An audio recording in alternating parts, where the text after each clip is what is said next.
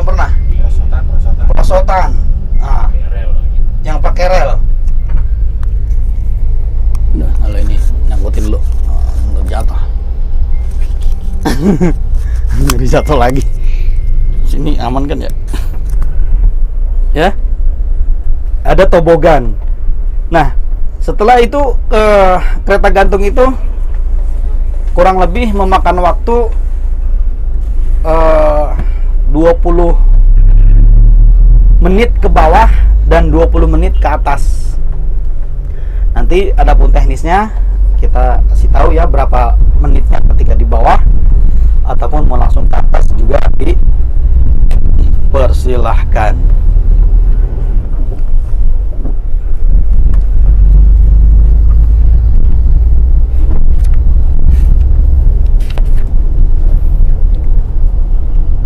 Nah, jamaah yang dimuliakan Allah Subhanahu wa taala, kita sedikit cerita tentang bagaimana kisah dari perjuangan Rasulullah Shallallahu alaihi wasallam ketika beliau berada di kota Taif. Dakwahnya beliau ketika berada di kota Taif. Nah, Bapak Ibu, ini mic kedengeran nggak ke belakang? Oh, kedengeran? Ya, alhamdulillah. Nah, jadi ceritanya itu pada bulan Syawal tahun ke-10 kenabian, tepatnya pada penghujung bulan Mei,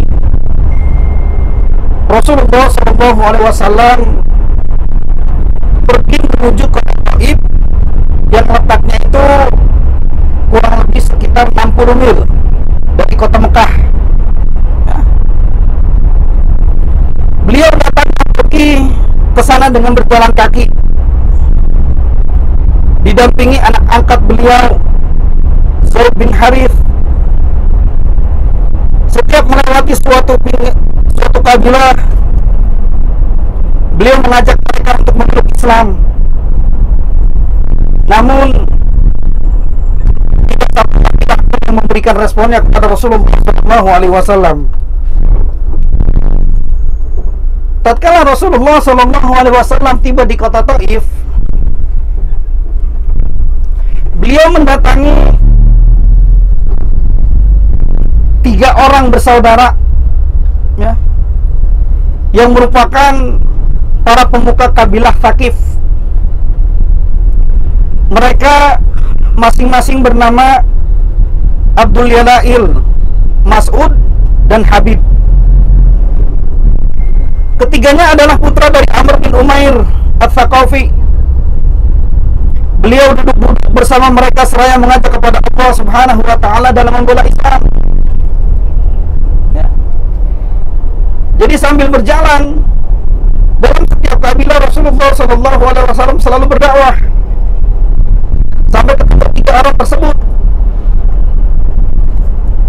Nah, ketika bertemu di 3 orang tersebut,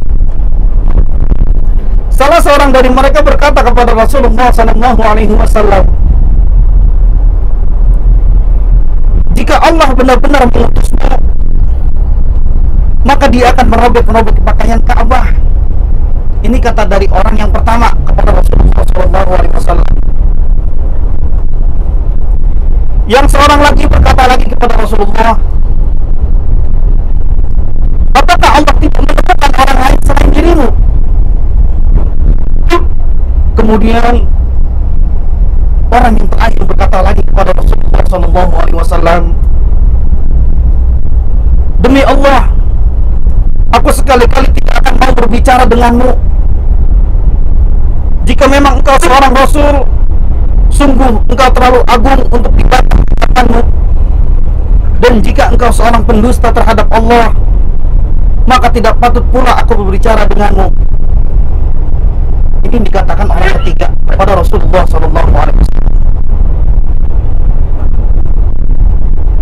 Mendengar perkataan tersebut, Rasulullah SAW berdiri untuk meninggalkan mereka, dan Rasulullah SAW berkata kepada mereka, jika kalian melakukan apa yang telah kalian lakukan, maksudnya adalah menolak ajakan Rasulullah SAW, maka rahasiakan tentang diriku. Ini perkataan Nabi kepada 3 orang tersebut. Kemudian Rasulullah SAW tinggal di tengah penduduk kota Taif selama 10 hari. Selama masa itu Rasulullah SAW tidak pernah menyia-nyiakan kesempatan untuk bertemu dan berbicara dengan para pemuka mereka.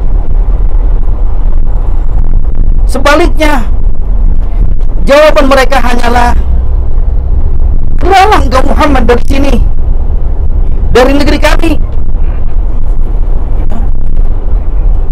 Mereka membiarkan Rasulullah SAW menjadi bulanan-bulanan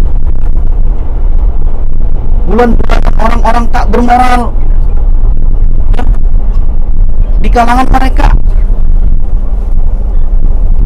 Maka tatkala Rasulullah SAW ingin keluar,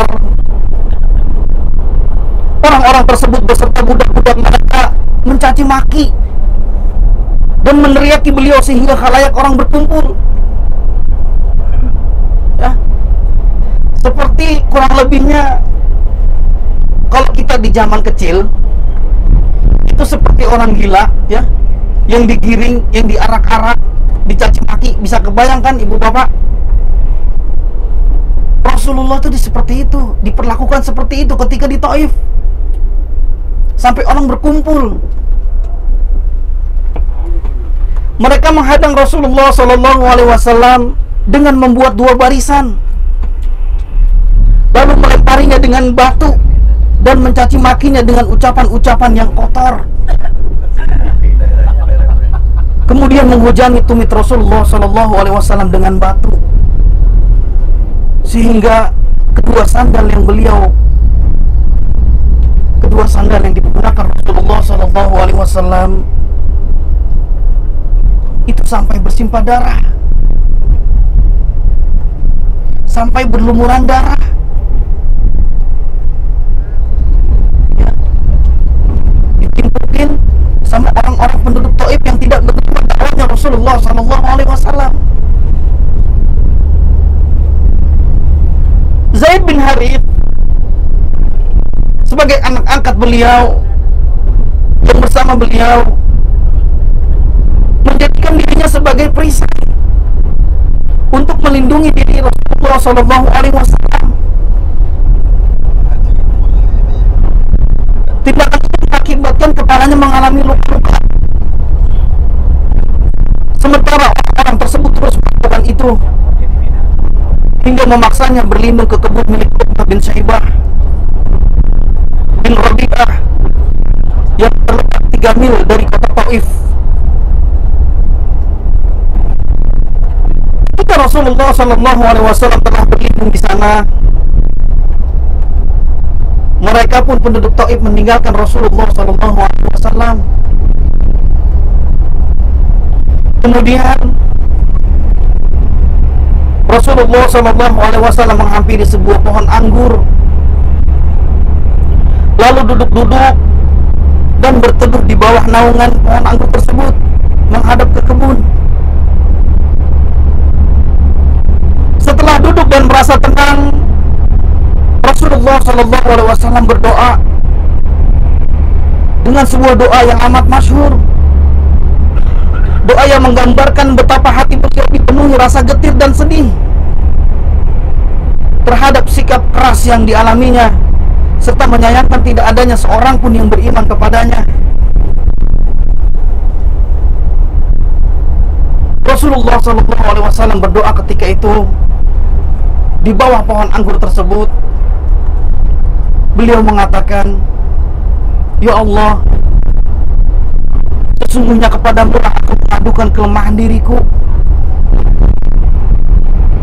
Sedikitnya upayaku serta hina diriku di hadapan manusia. Wahai yang maha pengasih di antara para pengasih, Engkau adalah Rabb orang-orang yang tertindas. Engkaulah Rabbku. Kepada siapa lagi engkau menyerahkan diriku? Kepada orang lain yang bermuka masam terhadapku, atau kepada musuh yang telah menguasai urusanku? Jika engkau tidak murka kepadaku, maka aku tidak peduli. Akan tetapi ampunan yang engkau anugerahkan adalah lebih luas bagiku. Aku berlindung dengan perantaramu, nur wajahmu yang menyinari segenap kegelapan, dan yang karenanya urusan dunia dan akhirat menjadi baik, agar engkau tidak turunkan murkamu kepadaku atau kebencianmu melanda diriku. Engkaulah yang berhak menegurku hingga engkau menjadi ridho. Tiada daya serta upaya melainkan karenamu. Ini doa Rasulullah SAW ketika beliau ada di bawah sebuah pohon anggur, menyaksikan hal itu. Rasa belas kasih Utbah bin Syaibah bin Rabi'ah bergerak sehingga mereka memanggil seorang budak milik mereka yang beragama Nasrani bernama Adas. Ini yang tadi saya katakan, kita nanti akan melihat, ya. Bernama Adas, seraya berkata kepadanya, ambillah setangkai anggur ini dan antarkan kepada orang tersebut. Maksudnya kepada Muhammad SAW. Jadi mereka itu takjub, ya, mendengar doa Rasulullah SAW di bawah pohon anggur. Saking takjubnya, dia mempunyai seorang budak yang menyuruh untuk memberikan Rasulullah SAW anggur. Nah, ketika Adas tatkala menaruhnya di hadapan Rasulullah SAW, beliau mengulurkan tangannya untuk mengambilnya dengan membaca bismillah, lalu memakannya. Adas berkata kepada Nabi, sesungguhnya ucapan ini tidak bisa diucapkan oleh ini.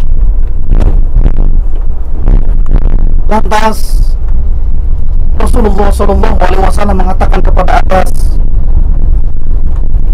kamu berasal dari negeri mana dan apa agamamu? Adas menjawab, aku seorang Nasrani dari penduduk Ninawi. Rasulullah SAW berkata lagi kepada Adas, dari negeri seorang pria saleh bernama Yunus bin Matta. Kemudian Adas berkata, apa yang kamu ketahui tentang Yunus bin Matta? Kemudian Rasulullah menjawab lagi, dia adalah saudaraku, dia seorang nabi. Demikian pula dengan diriku. Mendengar hal itu, Adas langsung merengkuh kepala Rasulullah SAW. Kedua tangan dan kedua kakinya lalu diciumnya oleh Adas.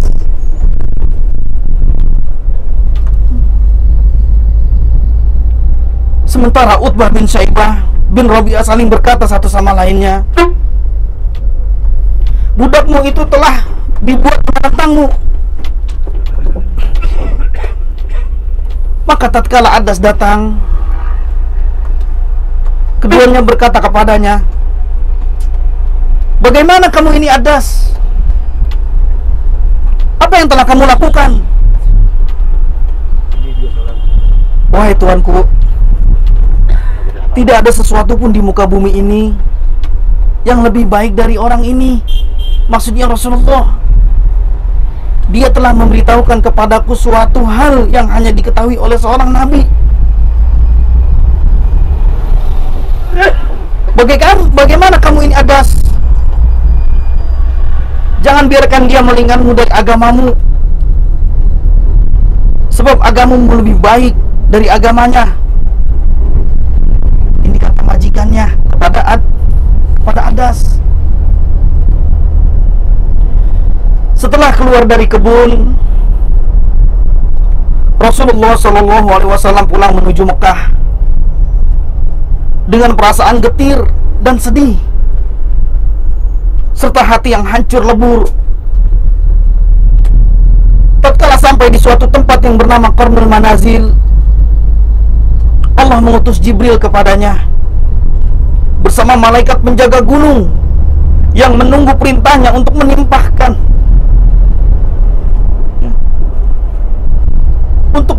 kota Taif, yaitu Gunung Kubais dan Gunung Kuwaikon, ya. Imam Al-Bukhari meriwayatkan rincian kisah ini dengan sanadnya dari Urwah bin Zubair, bahwasanya Aisyah radhiyallahu anha bercerita kepadanya bahwa dia pernah berkata kepada Nabi Muhammad sallallahu alaihi wasallam, "Apakah engkau pernah menghadapi suatu hari yang lebih berat daripada perang Uhud?" Beliau bersabda, "Aku pernah mendapatkan perlakuan kasar dari kaummu, tetapi perlakuan mereka yang paling berat yang aku rasakan adalah pada waktu di Aqabah, ketika aku menawarkan diriku kepada Ibnu Abdul Kallar, tetapi dia tidak menanggapi apa yang aku inginkan, sehingga aku beranjak dari sisinya dalam keadaan sedih. Aku tidak lagi menyadari apa yang terjadi kecuali setelah dekat tempat yang bernama Qarnul Manazil. Waktu aku mengangkat kepalaku, tiba-tiba datang segumpal awan menaungiku. Lalu aku melihat ke arahnya dan ternyata di sana ada Jibril yang memanggilku. Dia berkata, "Sesungguhnya Allah telah mendengar ucapan kaummu kepadamu dan tanggapan terhadap mereka. Allah telah mengutus kepadamu malaikat penjaga gunung untuk kau perintahkan kepadanya sesuai keinginanmu, ya Muhammad." Malaikat penjaga gunung tersebut memanggilku dan memberi salam kepadaku. Kemudian malaikat tersebut berkata kepada Nabi, "Wahai Muhammad, hal itu terserah padamu. Jika engkau menghendaki, aku meratakan mereka dengan Al-Aqsabain, dua gunung tersebut, maka akan aku lakukan." Malaikat Rasulullah SAW dibantu dengan malaikat, ditawarkan bantuan, ya, untuk meratakan kota Taif dengan dua gunung.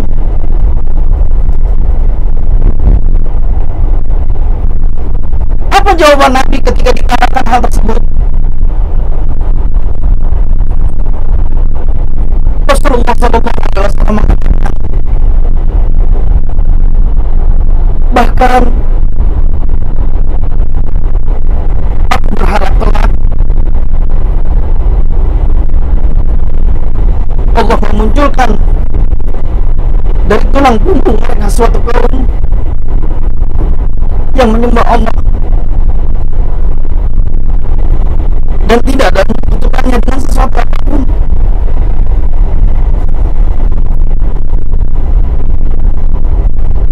Dari jawaban ini tampaklah kepribadian Rasulullah SAW yang sangat istimewa dan akhlak beliau yang agung, yang mungkin tidak akan pernah ada yang menyamainya.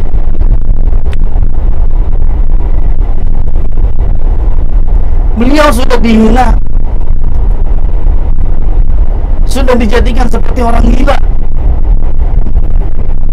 ya, sudah ditimpukin dengan darah, dengan sabun berdarah, hinaan yang luar biasa ketika beliau sampai ke kota Taif.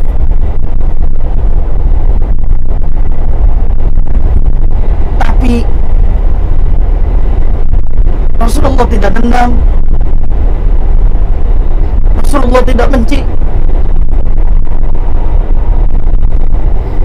Mungkin kalau posisi saya seperti itu, ketika saya dizolimi dengan oleh banyak orang, ditawarkan langsung oleh malaikat, saya nggak nolak. Langsung malaikat yang menawarkan, dan itu nggak dosa dari Allah langsung. Tapi Rasulullah SAW menolak.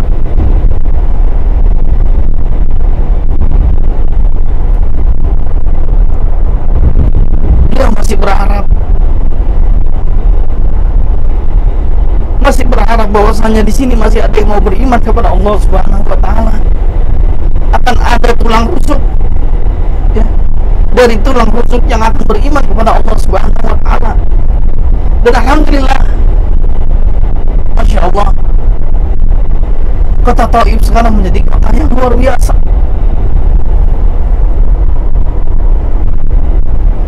Berkat sabarnya perjuangan Nabi Muhammad SAW,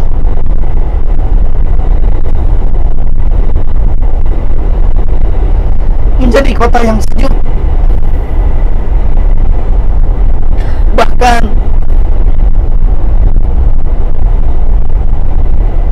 hifdzul Quran, halaman Quran terbesar di dunia, Jamiatul Khairiyah, itu berada di Taif.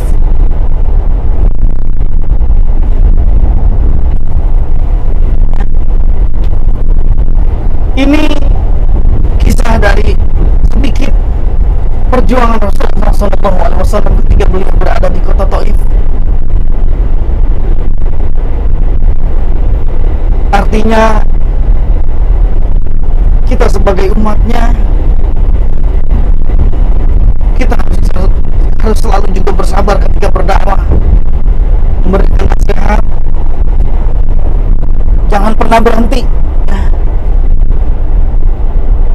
karena itu bisa menjadi amal jariah kita. Walaupun mungkin kita nggak akan bisa seperti Nabi yang kesabarannya luar biasa.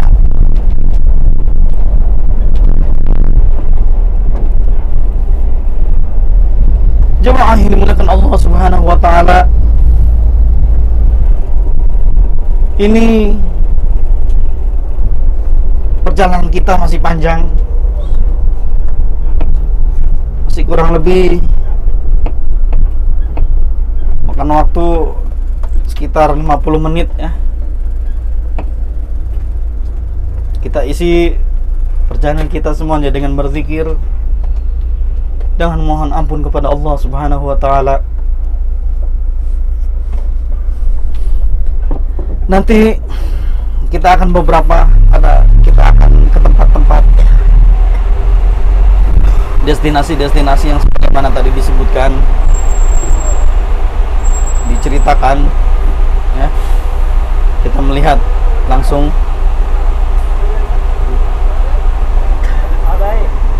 Memang kalau kisah Taif itu, kisah Nabi berjuang di Taif itu kisah Nabi yang paling sedih ya, yang paling gimana ya, paling nggak kuat gitu kalau cerita kisah tentang Taif itu.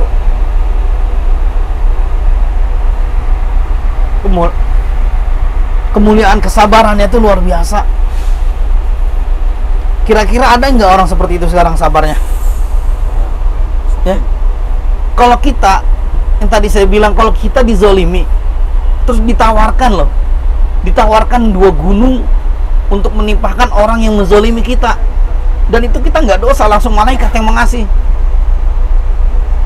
Itu kan, kalau itu posisi enak sebenarnya ya, posisi tinggal bilang iya udah hancurin gitu kan. Tapi ya Allah, Nabi itu akhlak yang nggak ada tandingannya ya, nggak ada yang menyamainya. Karena memang Allah mengatakan innama bu'itsu liutammima makarimal akhlak. Sesungguhnya oleh Rasul itu diutus memang untuk menyempurnakan akhlak. Ya, mudah-mudahan kita semuanya menjadi pribadi yang baik, menjadi pribadi yang berakhlak, pribadi yang beriman, ya. Pribadi yang nggak pernah membicarakan orang, ya. Pribadi yang nggak pernah berbohong.